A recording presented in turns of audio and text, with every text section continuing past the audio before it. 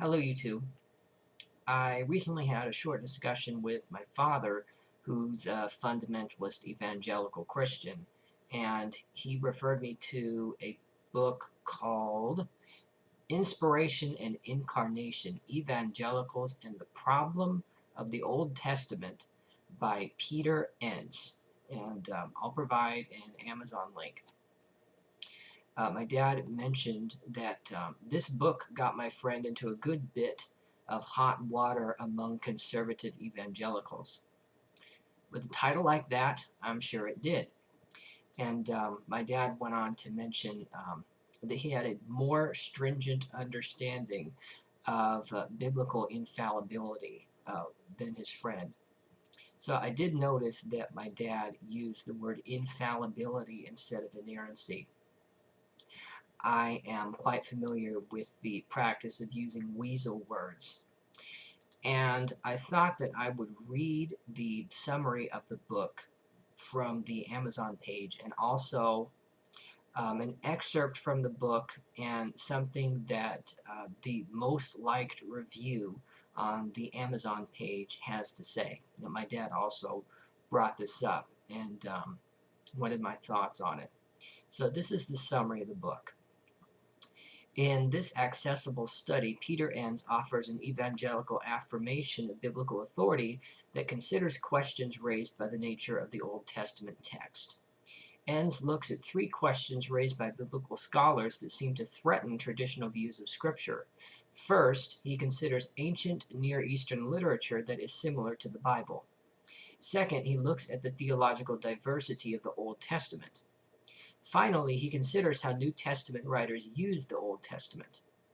Based upon his reflections on these contemporary issues, Enns proposes an incarnational model of biblical authority that takes seriously both the divine and human aspects of Scripture.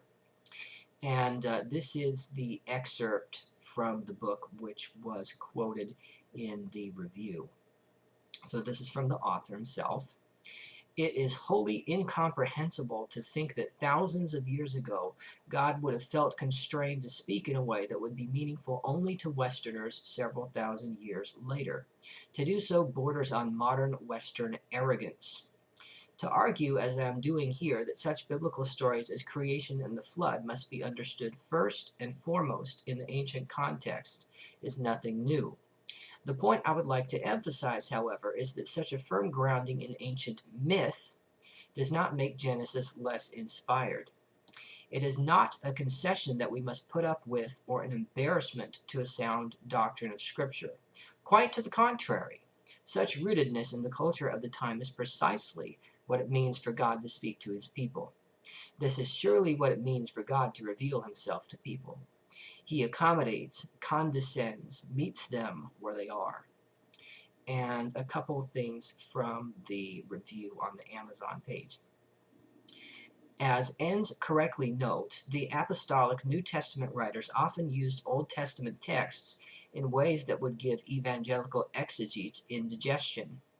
The apostles often incorporated methods and presuppositions indigenous to their Second Temple Jewish context, and sometimes borrowed concepts and phrases from apocryphal books popular at the time, such as 1 Enoch. As a result, the apostles often read Old Testament passages out of context and applied them in ways not suggested by historical grammatical exegesis. Evangelical commentators tend to explain these instances by arguing that the meaning found by the apostles was inherent in the original text, or that the apostles had special authority to reinterpret the texts. Instead of these strained approaches, Enns proposes that there are examples of the incarnational nature of the text. The text came to us through a human community, which included some of the presuppositions of Second Temple exegetical methods. Okay. Well, I do have to give an evangelical kudos to actually acknowledging that these issues exist.